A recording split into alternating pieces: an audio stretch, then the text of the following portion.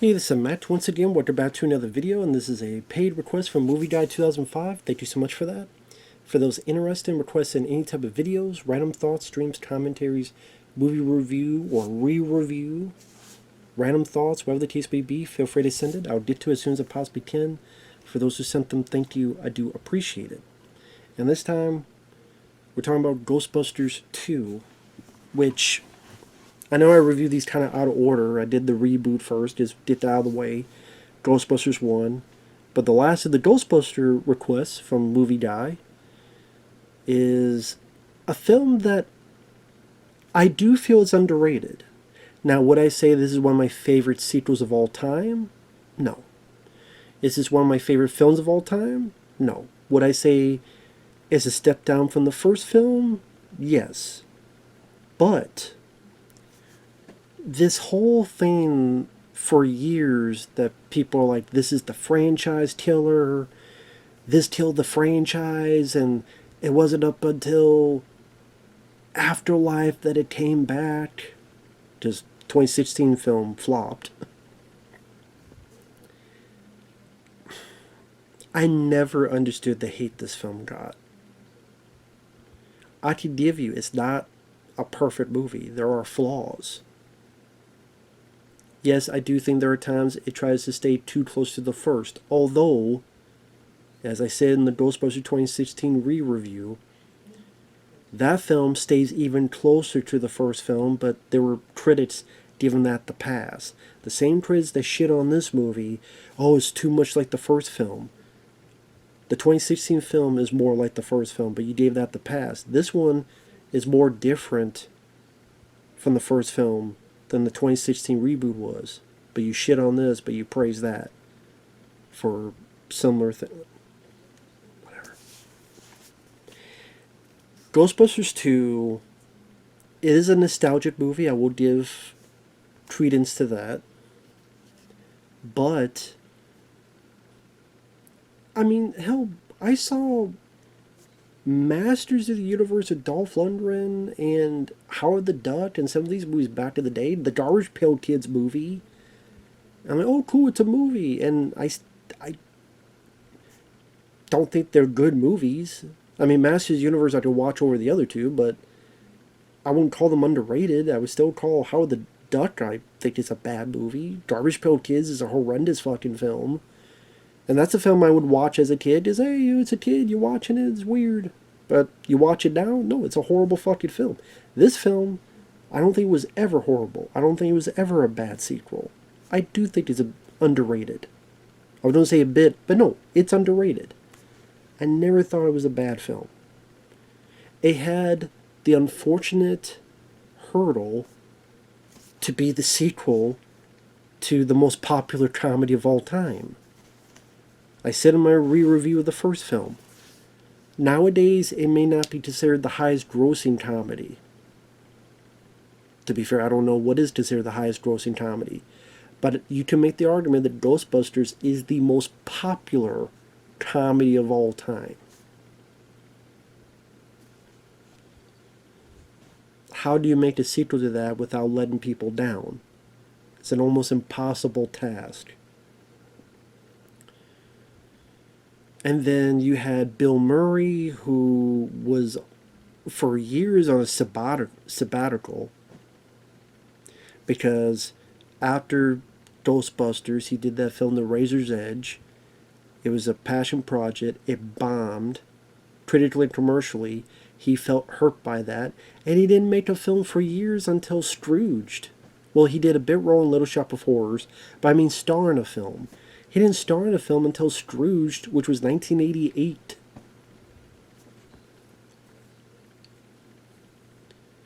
And then he didn't want to do a sequel. And then they had a meeting with the other Dan Aykroyd and Harold Ramis, and they had so much fun in the meeting. Hey, let's do another one.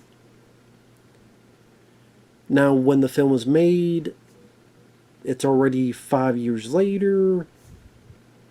How you could argue Ghostbusters never needed a sequel? You can make that argument. It's a fair one. The Ghostbusters cartoon was popular. And so now it's like, well, do we balance the Ghostbusters cartoon into this, or do we ignore it? But would say that it kind of exists. That's why Slimer's in the film. Although, honestly, they did jack shit with Slimer. I know some of the stuff was cut out. It's supposed to be a bit more Rick Moranis hunting Slimer. But all that could have been cut out. Because, you had a lot of kids that would watch the cartoon that never saw the movie. Because they said, man, we showed Slimer, it didn't get much of a reaction, and we were surprised. Well, because Slimer, number one, he didn't act like he did in the cartoon, number one. And number two, they kind of knew that either kids knew that the movie was different from the cartoon, or there were people who liked the cartoon and they didn't see much of the movies. Or I don't. And then you didn't do much with Slimer anyway to elicit a response. So if a lot of people are watching and they're adults and they didn't watch the cartoon, they go, oh yeah, it's that thing from the first one. Okay. So, I mean, so they're trying to see if they could bring anything of the cartoon into the movie.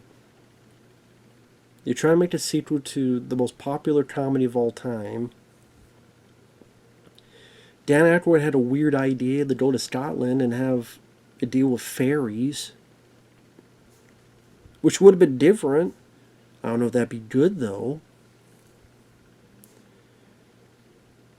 So, in a way, it's like, okay, we're stuck between a rock and a hard place, so, and it's been 5 years.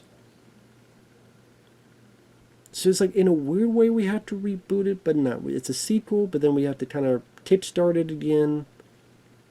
Just they try to make the sequel sooner. Just Bill Murray, again, he was away from movies, and then the only reason you never saw Ghostbusters 3 is because Bill Murray was an asshole. And yes, I'm going to call him an asshole. He's a very talented comedian. I find a lot of his early films very funny. I'd even watch Larger Than Life and The Man Who Knew Too Little. He's an asshole. I mean, he thought this film was so fucking bad to not do a third one for all this time. Excuse me, but I think this film is way better than Afterlife. I think this film is way better than Frozen Empire, and Bill Murray came back for those. I honestly think after Harold Ramis died and passed away in age, he loosened his sphincter up. He loosened his asshole up.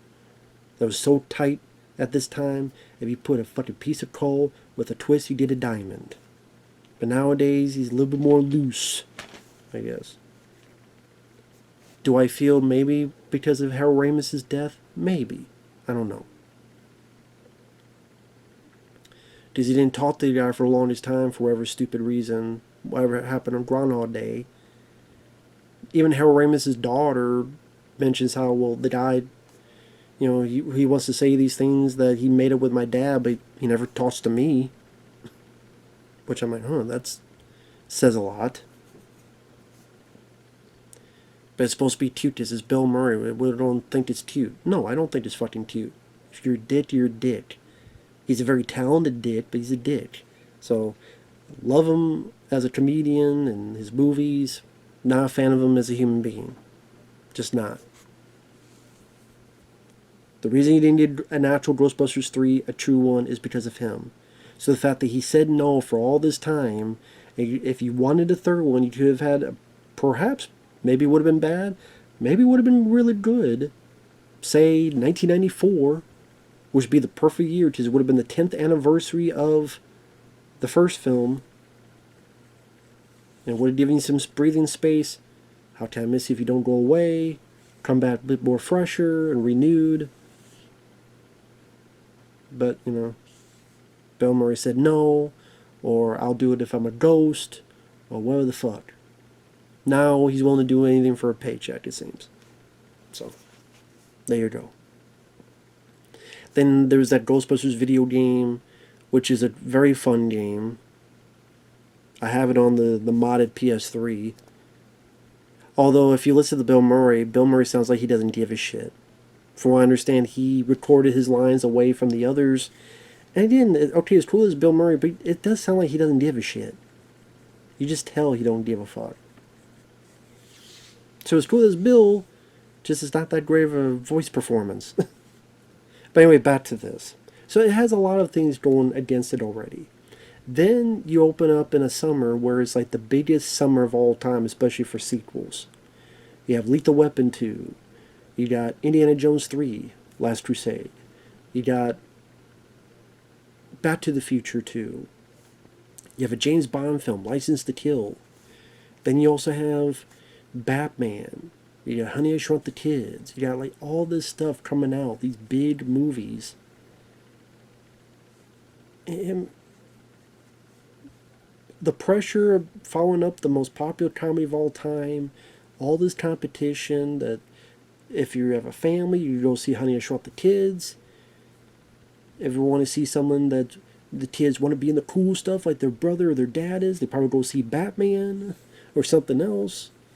Or Lethal Weapon 2 or... just a lot, I mean... To me, it was a lot against it.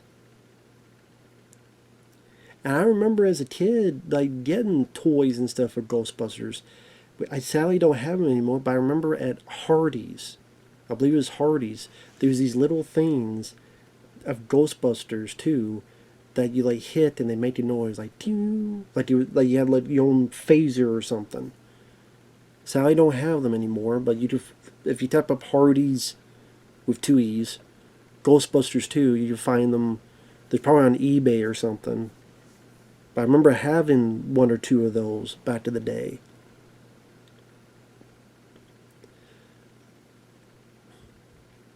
But yeah, they definitely pushed the marketing and they definitely pushed the publicity, and it was looked at as a disappointment. It didn't make as money as they thought it would, and the critics didn't love it as much as the first one, so it was looked at as the one that killed the franchise. Which is ridiculous because, again, if Bill Murray had said yes, they would have done one years later. They would have. Bill killed the franchise. This film didn't kill the franchise. Bill Murray killed the franchise. And again, this film was never that fucking bad to begin with. Do I think it's as funny as the first one? No. But I still think it's funny. And even the whole bits of them starting over again, watching it this time, it didn't bother me. I kind of find it funny, the idea that they got sued by the city, because sadly, I could see that happening. Now, I don't buy that some people would say, oh, there's no ghosts. I mean, there was clearly ghosts if you saw the first movie.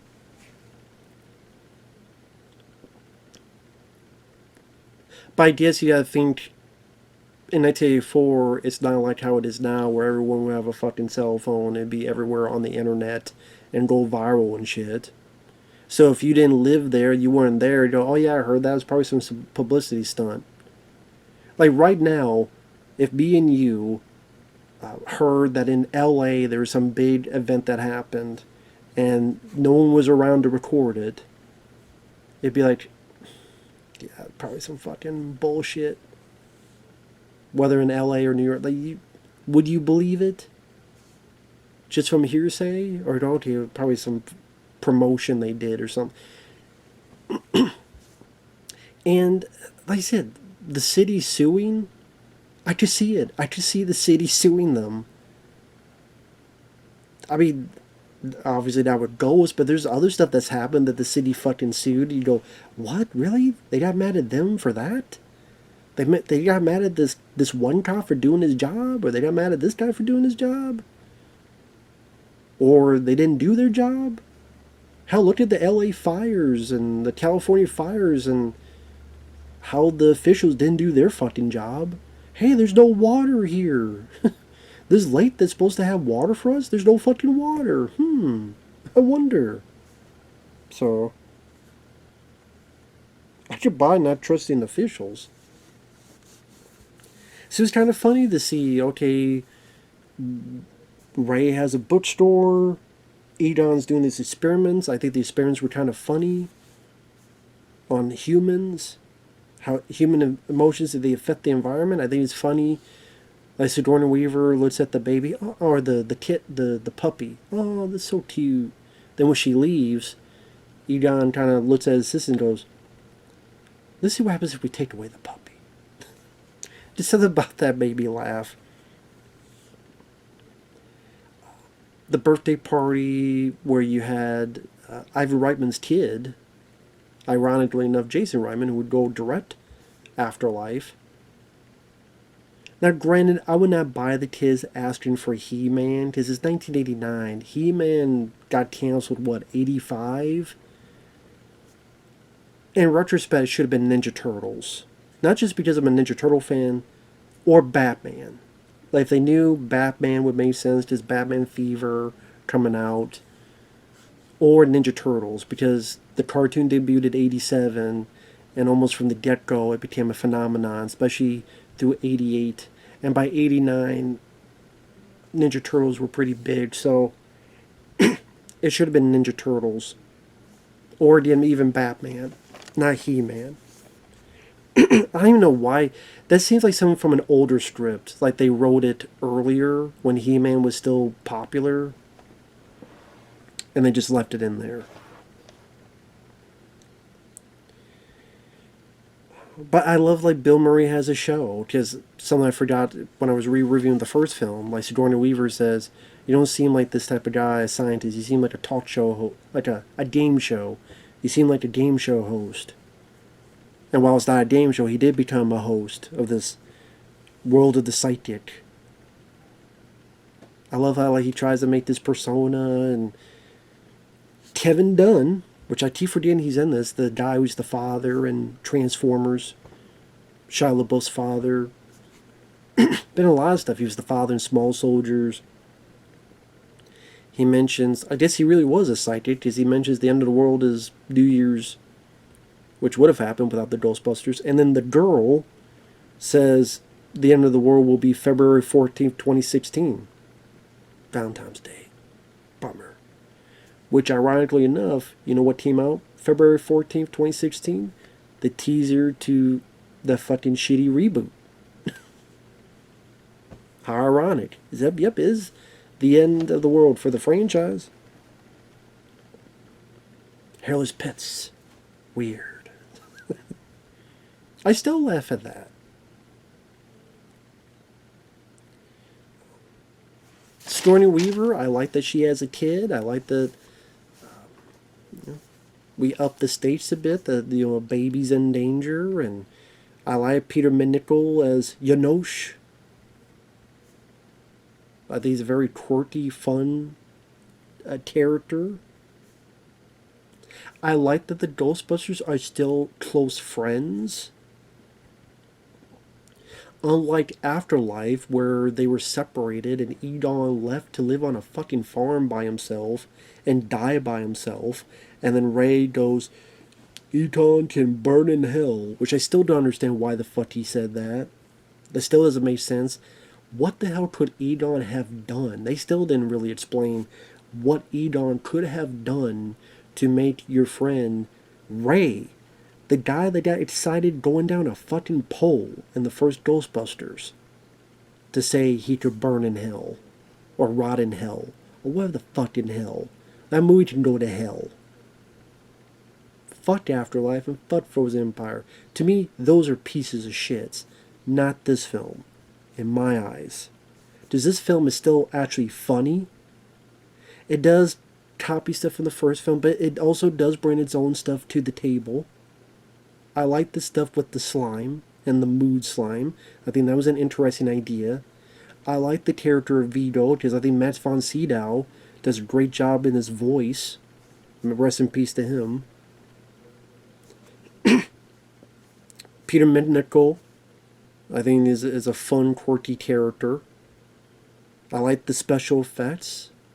Like with him, with the eyes that become like headlights and searching the room. I thought that was a creepy image.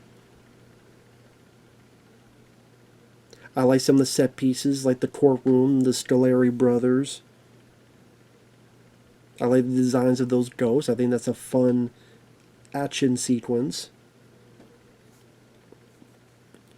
And again, I like that these three are friends and they're still close to each other. They're still like a family.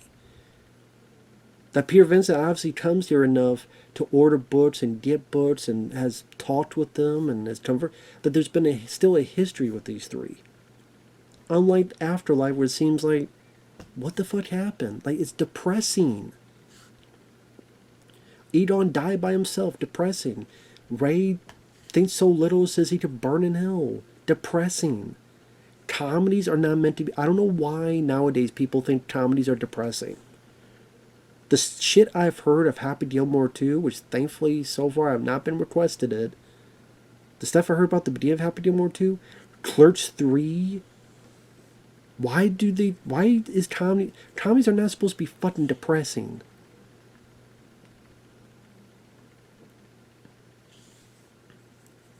I like the changes in Peter Vincent. People say, oh, he became too warm and cozy. I view it as character development, a growth in the character. Years have gone by. He cares for the kid. Stuff with him and the kid were cute. It didn't work out because, high stress situations usually don't work out. Kind of like Sandra Bullock says at the end of Speed.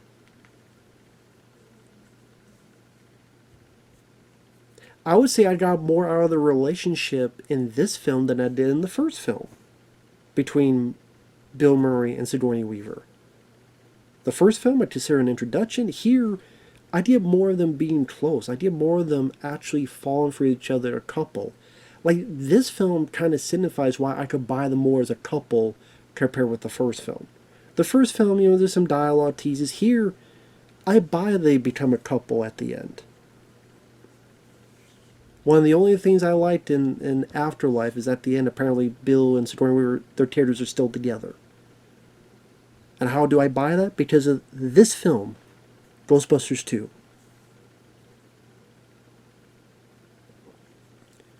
And how she will look at Bill Murray and him being cute with a kid, or him going, I should have been your father.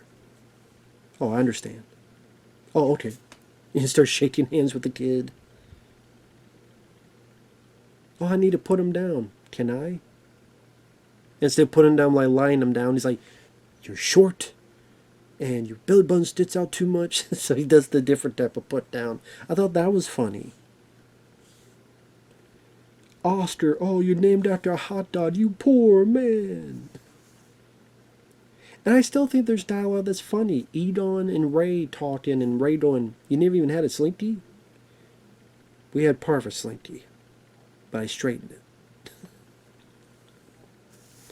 When they're conversing with each other and they're looking at info as to what happened, why this baby carriage went on by itself, some do something in the street, they do road work, and they pretend to be these blue-collar guys, these road workers. Right, Ziggy? Yo! Great showcase of Harold Ramis, rest in peace to him. Well, you shaking my monkey tree again? You're not with this company, you're not with the phone company, so why don't you tell me another? I got a major gas leak here. What do you think this is all coming from? The sky? It's still Bill Murray trying to BS his way. The special effects, I do think it's a bit stronger than the first, because they have a few years to fine-tune things.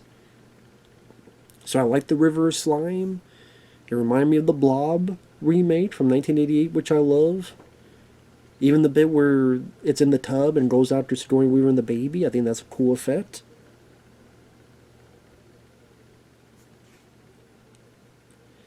Like I said, I love the whole bit with the courtroom. I love that Tully was their lawyer, and him trying to be a lawyer but failing spectacularly. Shit happens. Someone has to deal with it, and who you don't call.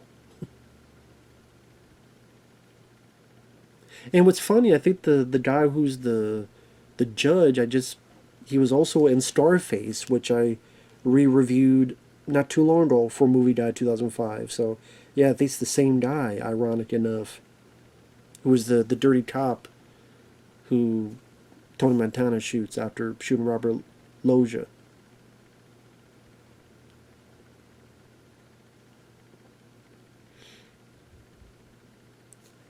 I like the look of the Scoleri brothers. I like them being able to use their proton packs again and kick some ass and get rid of some ghosts. I don't mind the montage. They're back. I know people get mad, oh my god, they did the Ghostbusters 2 symbol. They would do that in that world because they want to rebrand. I mean, merchandising. You're telling me that Peter Venkman wouldn't find a way to merchandise the shit out of this return? Well, they might have already bought that other logo, so let's make a new logo. Peter Venkman would have done that because it would have created more money and more revenue.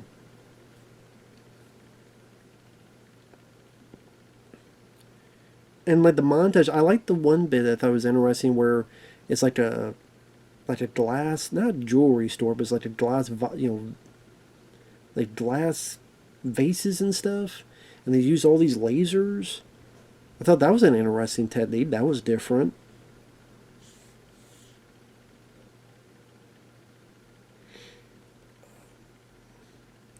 The music I liked, the songs I liked. I would say I liked the songs in the first film more, but I do like some of the songs in this.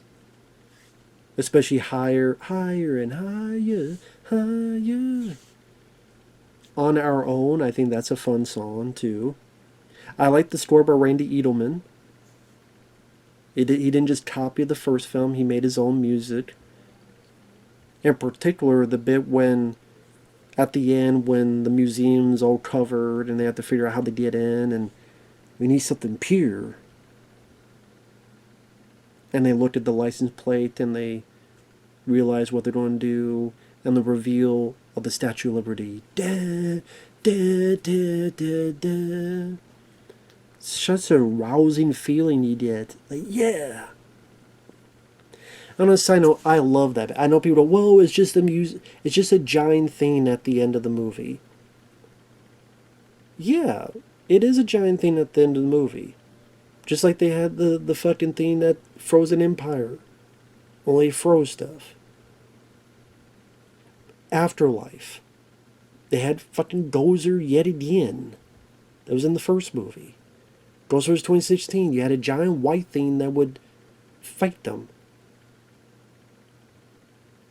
Here is really the most unique one. I mean, think about it. With all the stuff afterward, Ghostbusters 2016, a giant white thing fights them like a giant white thing fought them in the first movie. Afterlife, it's Gozer, just like Gozer in the first fucking movie. Afterlife. Okay, it's a thing that freezes, but freezes only when it wants to. And then when it does it, it doesn't. I like the Statue of Liberty. I think that's a cool bit. To see the Statue of Liberty come alive and walking through New York. Something about this very patriotic, man. Very fucking patriotic. It's so cool, and I think the effects still look so cool. And using a Nintendo, NES Advantage was a cool idea, and I love the song Higher. And I would assume as a New Yorker, makes you like perk up. As just an American, just perk up, like seeing the Statue of Liberty used as a weapon and as a badass. That's so cool. The only thing cooler is that if there was like a big monster and they used the statue to actually fight it and bash it in the face and stuff. And the torch, using it and use it as a weapon. Like a fucking kaiju fight with the Statue of Liberty. I always thought that was, when I was a kid, I saw on VHS. I don't think I saw in the theater. I saw on VHS tape. I thought, wow, that is so cool.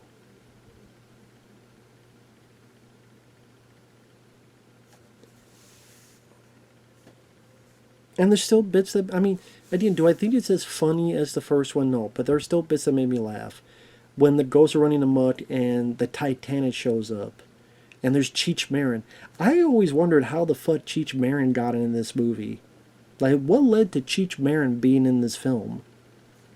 Better late than never. Granted, I wish it was Cheech and Chong. I think that would have been funnier. But it just made me like, how the hell did Cheech Marin get into Ghostbusters 2? I don't know if that's ever been answered.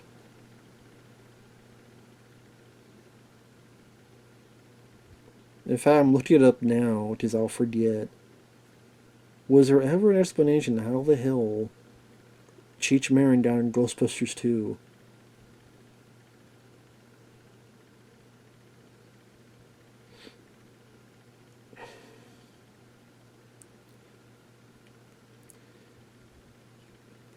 Yeah, I don't know if we'll ever figure out.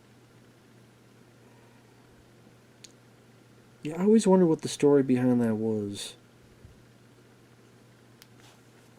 Maybe it's not much of a story. Maybe it's like someone knew Cheech. Hey, you want to do this? Okay. So maybe there is no story, but I remember going, is that who I think? Oh shit, it is. Now, granted, do I wish at the end of the film they would have done a bit more? Yes. You know, I've been praising the film. I'll say some flaws and nitpicks with it. There's a subplot with Rick Moranis and Slimer. Then eventually Rick Moranis, he puts on the Ghostbusters outfit and he goes to the front and he thinks he destroyed the thing. I never care for any of that. I like Rick Moranis. I do. But they cut out a bit where Rick had a cousin played by Eugene Levy, and that's how the Ghostbusters got out of the asylum. Because Kurt Fuller, who he was the main kind of business villain and No Holds Barred, who kept calling people jockass. He was in Wayne's World. He was in other stuff. He thinks the Ghostbusters are full of it and puts them in this asylum. Again, they were supposed to get out because Rick Moranis, his cousin, Eugene Levy, worked for the asylum and talked to him and able to get him out. They cut all that stuff out. And again, the whole thing with Slimer, okay, I get it, you're referencing the cartoon, but you do nothing with Slimer. If you don't do it all the way and have Slimer actually be with the Ghostbusters and interact with the Ghostbusters. Oh, we tamed him. Oh, something happened and or we saved him and or Bill Murray's character inadvertently saved him and now he won't leave Bill Murray alone. Or something like that. If you don't do it all the way. Otherwise, just don't do it at all. So in retrospect, including that because the cartoon didn't really do anything because you did nothing with Slimer anyway. He appeared 1 or 2 times, and he was on the bus, driving it. Just cut him out. Granted, at the end of the first film, you saw Slimer escaping, going towards the camera, but it's just like, you did nothing with it, so he might as well not be in the movie. Or do something with Slimer. So that's one thing. Number 2, the end of the film I always thought was kind of when they got to Vito, because I thought they defeated him way too easy. They did defeat him way too easy. Because, okay, Ray gets possessed, which they cut out a scene where he was driving the car possessed, except a little snippet during the montage they used when they run the red light. But the other stuff with Ray being possessed and driving the car, they cut that out. So you just have the bit when they see the painting at the museum and Ray is entranced for a little bit. And then at the end he's possessed. But pretty much the people start seeing it lessens Vito's power. Ray's in the way, they hose him, they shoot Vito. The end. I mean, if you want to make it more of an action finale, I'd be fine. Have the other ghosts that we've seen in the montage break in and they gotta separate and then work together and deal with these ghosts. I would have been fine with that. Or they gotta run a gauntlet of ghosts. Like they get in to the museum, But then Vito has all these ghosts there that stay in their get in their way. If not stop him, have them slow down for him to complete his ritual. And so the Ghostbusters have to go through like a gauntlet of ghosts. A lot of them other ghosts, like maybe before he sealed everything in, a lot of the ghosts that you saw, he brought in as like guards in case somehow the Ghostbusters got in. Well, now you gotta get through this. It's like double security. So at least you bring a bit of a different flavor to to the proceedings. So it doesn't seem as if it was such an easy win. Because Vito, at the end, they really did seem like a pushover, even compared to Gozer. And the Stay Puft, Marshmallow Man, and the Demon Dogs. Well, they didn't do much to attack the Ghostbusters, to be fair. But I always thought that's one thing I thought was always an issue. They defeated Vito too easily, and I think there's more you could have been done with the finale.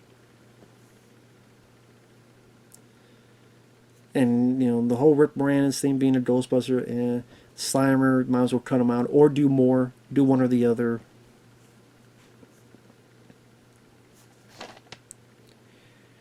So that's the stuff that always bothered me. If not always, at least bothered me watching it at the end.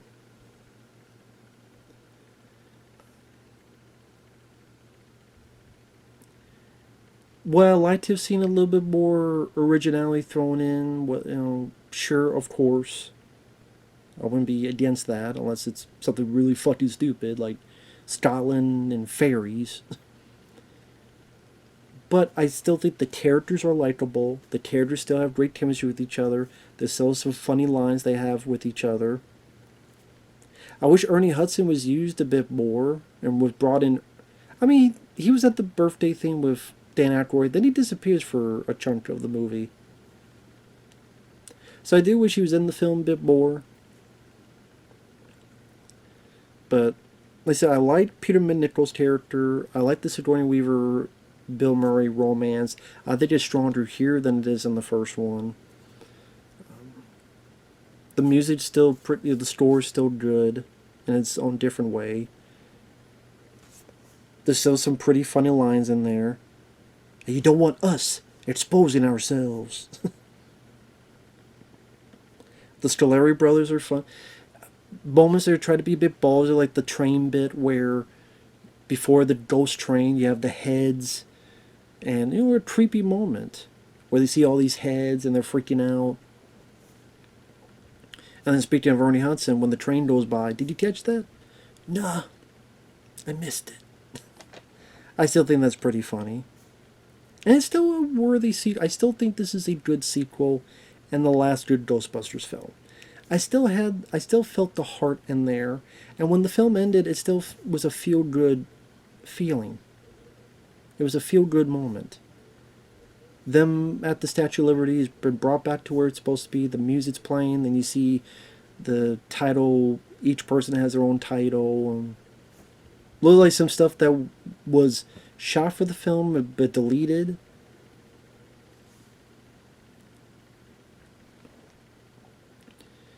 And still fun to watch. It was still a fun movie to watch. To me, it's the last good Ghostbusters film. So, with that said, thanks for watching, take care, and we will see you in the next video. Bye-bye for now.